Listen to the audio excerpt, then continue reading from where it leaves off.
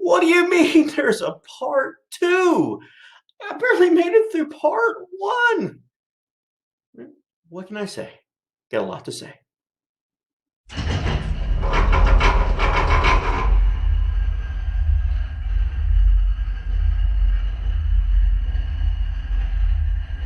All right, welcome to part two. This is a part two of a very long series on simple economics for urban planners. And so the central theme of this whole series has been that urban planners create economies. And nothing at this channel is actually scripted, so we kind of just go with the flow of things. And so I had originally recorded a very long program last year that I broke up into two halves. And this particular one is the second half of that series. I put the first half in a link below. And then what I did is I took it also below, I also took this video, this really long video, and I broke it up into smaller, more manageable chunks for you. So you can get to the parts that you really like. Okay, so look down in the description down there as well. But I still think watching both one and two will do a lot for you as an urban planner to help you understand your role in creating economics. All right, so I hope you like the video. If you do like the video, please give us a thumbs up and hit that subscribe button. We'd love to have you as a subscriber. Also hit that bell notification so that you can get more videos like this in the future. All right, enjoy. Last time we talked about the 7 basic ideas or the fundamentals of economics. I really recommend you spend some time going over those because they apply. But as you recall, the first one is maximization. The second one is substitution. The third one is diminishing marginal values and then opportunity costs. Number 5 is diminishing marginal products. Number 6 is rate of time preference. And 7 is optimal organization. Everyone is subject to these rules. And that's the beauty of economics, is because it applies to every rational thinking human on the earth over time and space. So our ancestors thought just like we do when it comes to economics. It also applies to people in different countries. You may have a person in England, they still have the same rules, and the same thing in China. They may have a different political system, and that has effects on their economics, but they react the same. All right, so let's go on to our next one.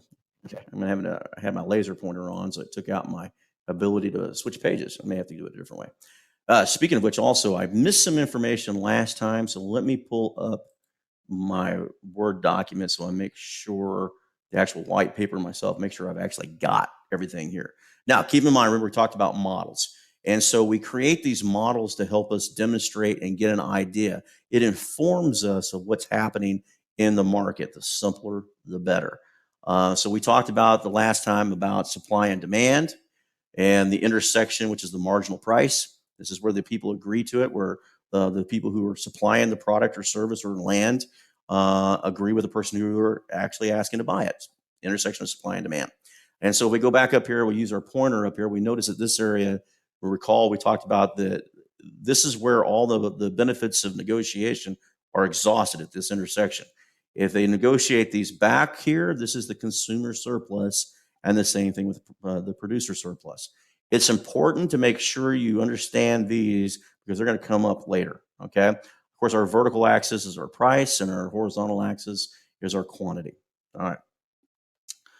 Last time we talked about toll roads, and a lot of planners talk about, well, how do we get roads? We always got these road congestion issues going on, and it's true. So which one do you use, tollways or do you use freeways? So this model helps us understand what's going on with it. Now, I did make a mistake on the very first episode where I talked about the supply of road being inelastic. In this particular case, they're perfectly elastic, which means that the driver has the freedom to make their choice as to whether or not they want to be on the freeway, costs them nothing, or the tollway.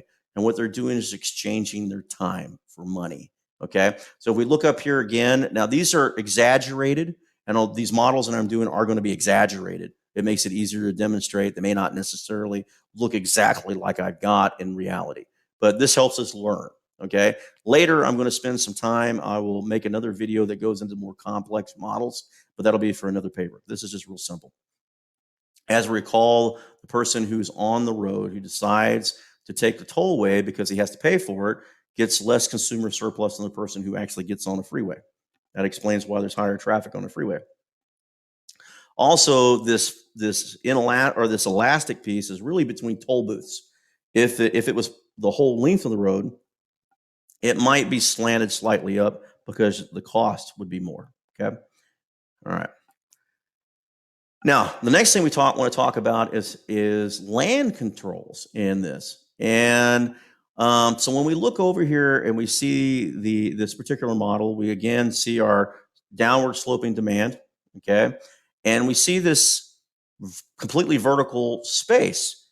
And the reason being is because in the short run, there's only so much space in the market. It's already built. And this makes a lot of sense because when a person comes into the market looking for space, oftentimes they're looking to purchase something that's already been bought. Keep in mind, okay? All right, so whoops, what do we do here? All right, so the next one here is the long run supply. Okay, so this is where a developer comes into the area and he takes a look and sees what supply of land is in the area to be developed and what is the consumer demand. All right, when he builds this in the long term, the land begins to, or the real estate begins to be absorbed. So the property type that they have begins to become absorbed by the people that are either buying the property or they're renting the property. If you notice this line, it's still downward sloping. This space between Q1 and Q2 is what's available in the market to be leased or purchased, okay? Depending on what this model actually represents. All right. In this case, it's a rent model, okay? So if you notice where the margin is, the marginal price is right here, and that's because of the intersection of supply and demand, and this represents the rent. Consumer surplus is this area. Producer surplus is this area, okay? All right. Let's go to our next model. All right, so here's what happens when we put zoning in. So if you take a look at the way we model it, this is where we're restricting development. So when we restrict development, we take certain elements out, we cause a supply in the short run of development to become inelastic. And so it begins to rotate the supply line up to here. Now, I want you to take a look here. So we had the supply and demand, okay? You're going to notice this nice little green triangle that occurs because of this introduction of this inelastic line. This green triangle, and you're going to see this come up quite regularly, is referred to as deadweight loss. This deadweight loss is economic benefit that's lost to the economy. So these are the trade benefits that are lost. They're gone. They're not seen by either the producers or the demanders. They don't get the benefit of it. Okay. So the trick in using land control or taxing or anything like this is to minimize this triangle. So as this line rotates, it takes our Q1 supply, and what it does, it restricts it. It makes it smaller. There's less of it. Okay. And as a result, our P line here, our price line, goes from one price and it goes higher to the new line. Okay. Well, this space up here represents the consumer surplus. This represents the producer surplus.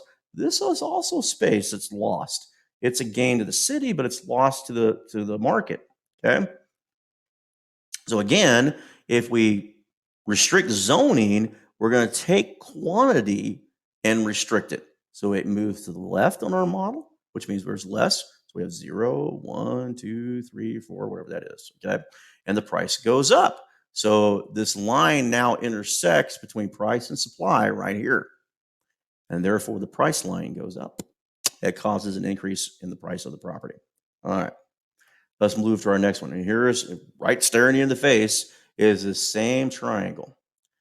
Okay, so in this particular model, we're looking at what happens when the municipality increases development cost. And they can do this in the form of either an impact fee or an exaction or taxes, or maybe requiring the developer to give a dedication of the land back to the city. Okay, so what that's doing is that's increasing the cost to the developer. So here is our normal line. So we track it here. This is our supply line. This is our demand line, and it meets right here. Okay. When the city imposes one of these fees on the developer, they increase the cost. And what it does is it takes the supply line and shifts it up into the left. And so now the new equilibrium price is right here. Okay. And if you draw a line straight from here down here, you're going to notice that our Q1 shifts from here to the left. So we've lost our quantity of supply. And once again, our price has increased. Okay. So now the price of that, or the cost of that land, is more expensive, or of the building that you're being built there, or the rent. So one of those two is more expensive. So again, you have to work with taxing policies in such a way that we want to reduce this, because this is lost to the ether. It's out. It's gone. It's no longer in the market to be used. All right. So let's go to our next one. So here is where we're increasing the price to the consumer.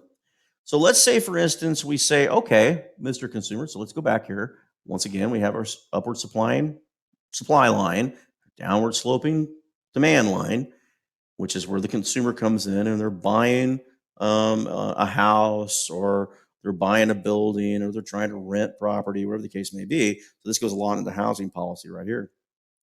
When you increase the cost because you make them buy a license, or you hit some type of impact fee, some type of taxing situation to it, you lower the amount of money they have to be able to spend in the market.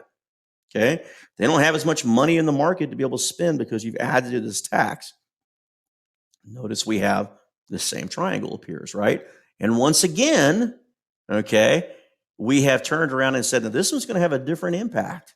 So our Q1 shifts to the left, which means we have less quantity in the market. But when you turn around and you tax the consumer like that, you've also taken the price, which was originally at equilibrium here, and you made the value even less. So now the value of that land has gone down. So when you tax a consumer, you lose taxing revenue down the road because the value of the property is less. So this is where economists come in and talk about this deadweight loss that you have to really be careful with. Who are you applying the impact fee, tax, or whatever extra cost to? As we saw in our previous model, sometimes it's better to do that with the supplier because it doesn't have the same impact. So as a matter of fact, I'll go back and take a look at this one more time. So if you notice that if I put a tax on the supplier, the price went up. And so therefore the value of your properties went up, and obviously if your taxing revenue is tied to that, then you're going to get more tax revenue. All right. So, excuse me. Okay. So here's what happens. Now we're going to take a look at it as where the municipality decreases the cost to the developer, and let's see what happens. Okay. So when we take the supply line here, so here's our upward supply line, or downward sloping demand line. And now we come along and we give some type of tax credit or subsidy to an area, and maybe it's an area that needs an opportunity grant or some type of opportunity zone there because you want it developed. Okay, so what does that do for us? The next line that's added, because now it's you're decreasing the cost of the supply, the developer. We still get that deadweight loss in here, but look what happens. So if we take a look at our Q now, our Q shifts to the right. We get more supply in the market. Well, anytime you have more supply of something in the market, the cost goes down, or the price goes down. So now we take a look at our price one before the subsidy, and here is our price after the subsidy to the supplier. The value of the project or the land or the development goes down. Okay. Let's look at our next slide. All right. So here we're going to take a look at it from a different point of view. We're going to again look at it from the municipality decreasing the cost to the consumer. Okay. So once again, we have our regular supply line. We have our downsloping demand line. Okay. At Q1 is where the margin is. That's where it's going to come at. That's the intersection.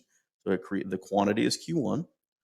When we give some type of subsidy to the demander, the person looking to purchase the land or to rent the land, it has a very different effect. So when you're going out and you're giving grant money to somebody who's low income housing or something of that nature, you're going to have a very different outcome than what you think. This is where economists try to improve the situation for you, but that's where this model also tells the story. Okay, so here we go. If we give a subsidy to the person that's buying the land or purchasing the land, we've given them more money to be able to go out into the market and buy with, right, or rent with. So what this does is it shifts the demand line up and to the right. Let's see what it does to our quantity. It takes our quantity, one, and it shifts it to the right, which means we also have more supply in the market. What that means, more developers are going to come in and build more housing. Okay, maybe something along those lines if it were housing. What is that going to do to the price of that? Here was our original price at the demand intersection of demand and supply. Now it's going to increase our price to the consumer. And oftentimes that's not what you're trying to get done. This is where tax policy needs to follow a little bit closer to the economic model. So here, if you're giving a tax incentive to the person going out to rent the land or rent the property or buy the land, you've actually given them more money in the market, and that drives up the price. Okay. All right. So let's look at our last one here. This is the what we call the real estate life cycle. So in any particular market, if you've got apartments, every community is a little different. In some communities, apartments are more in demand. In some communities, offices are more in demand, and industrial property and shopping centers. And so this kind of represents that. You have an A, B, C, and D. And so here, prices or the more properties getting absorbed. Here, there's less properties getting absorbed, and it's way down here at the bottom here. They're not making any money. And here, it's coming back into the market. So it's just a cycle that everything goes through. Land developers know this. And what they try to do is they try to figure out where the demand for a particular product is at any particular point in time that's in any community. So if demand in a particular city limits is high for retail, it's unlikely you're going to find a developer coming into the area wanting to develop warehouses. It doesn't make any sense. This is also true for planners. Planners should be looking out into the market and saying, what's in demand in our market? And if there's more demand for a particular type of land use, then that is what you want to encourage being built. Within limits, of course. You want to make sure that you're not doing the Lay's potato chip thing where, buying one is not enough. Eating one Lay's potato chip isn't enough. Well, in many markets, because it's hard to determine what the volume is in the market, you'll see people overbuilding with like warehousing, apartment complexes, and such. This is what planners need to stay on top of demand. Thank you for taking the time to watch both series. I really do appreciate that. I hope you got some really good information out of both part 1 and part 2. At the end of this, there's going to be an end card with some more suggested videos. In the future, we're going to be going into more information about how planners can work with developers, finance, and more economic theories as we go forward. But this was served as a really good basis for you, so we can go into more complex subjects. All right, thank you very much.